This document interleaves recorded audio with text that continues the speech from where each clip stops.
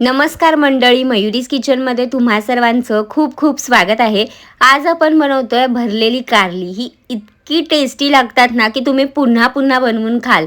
तर ही कारली कशी बनवायची ते तुम्हाला मी आज दाखवणार आहे। तर रेसिपीला सुरुवात करूया। भरलेली कारली बनवण्यासाठी कारली घ्यायची, छान हिरवी असतील अशी कारली घ्यायची आणि त्याला दोन भागांमध्ये कट करायचं। जर लहान असतील तर कट करायची गरज नाही।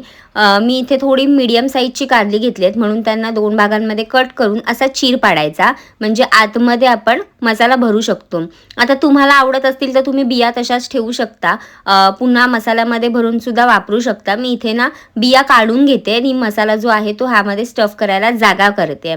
तर हे बघा, आतला जो भाग आहे ना तो सगळा रिमूव्ह करते आणि अशाच पद्धतीने सगळी कारली जी आहे ती रेडी करून घेणार आहेत।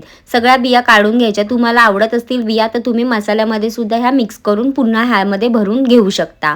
आता कारली भरून आपण फ्राय करणार आहोत, तर त्यासाठी आधी एक स्टेप करायची आपल्याला। पाणी उकळत ठेवायचं, त्यामध्ये थोडंसं मीठ घालायचंय आणि चिंच किंवा लिंबाची फोड घालू शकता तुम्ही। याने काय होईल, कारल्याचा जो कडवटपणा आहे ना तो थोडासा कमी व्हायला मदत होते। त्यामुळे चिंच किंवा लिंबू घाला, काही आंबट घाला ह्याच्यामध्ये आणि ही सगळी कारली ह्यात ॲड करा। तर मी बाहेरचा जो पार्ट आहे कारल्याचा तो अजिबात रिमूव्ह करून घेतलेला नाहीये, तसाच ठेवायचा।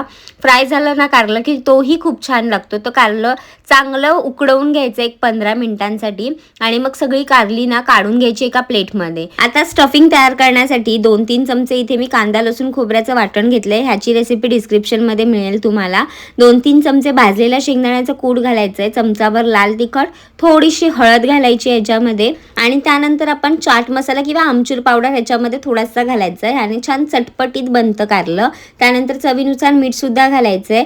मीठ घालताना थोडीशी काळजी घ्यायची, आधी सुद्धा आपण बॉईल करताना घातले त्यामुळे मसाला पुरतीच मीठ घालायचं आणि हे सगळं ना चांगलं मिक्स करून घ्यायचं। एकदम छान मिक्स झाल्यावरती आपण एक एक करून कारल्यामध्ये हे जे मिश्रण आपण तयार केलेलं आहे स्टफिंगचं ते कारल्यामध्ये भरून घेणार आहोत।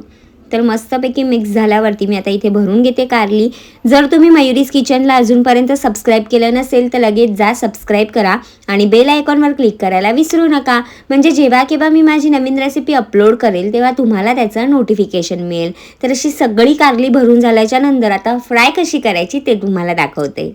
कढईमध्ये करू शकता किंवा पॅनवरती सुद्धा करू शकता। मी थोडी खोलगट कढई घेतली आहे, त्यामध्ये तेल घालते चमचाभर, थोडीशी लसूण ठेचून घालते, ह्याने मस्त फ्लेवर येतो कारल्याला।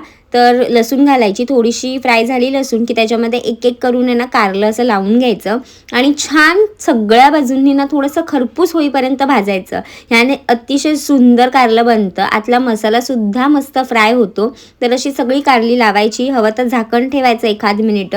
गॅसचा फ्लेम अगदी स्लो करायचा, म्हणजे स्लो टू मीडियम हीटवरती आपल्याला ही कारली जी आहे ती सगळ्या बाजूंनी चांगली फ्राय करून घ्यायची आहे। कारली आपण आधीच उकडवून घेतलेली असल्यामुळे ना कारली फ्राय व्हायला जास्त वेळ लागत नाही। फक्त आउटर जी साईड आहे त्याची बाहेरची बाजू तीच फक्त आपल्याला थोडीशी खरपूस होईपर्यंत भाजून घ्यायची आहे आणि मसाला सुद्धा मस्त खरपूस होईपर्यंत भाजून घ्यायचा।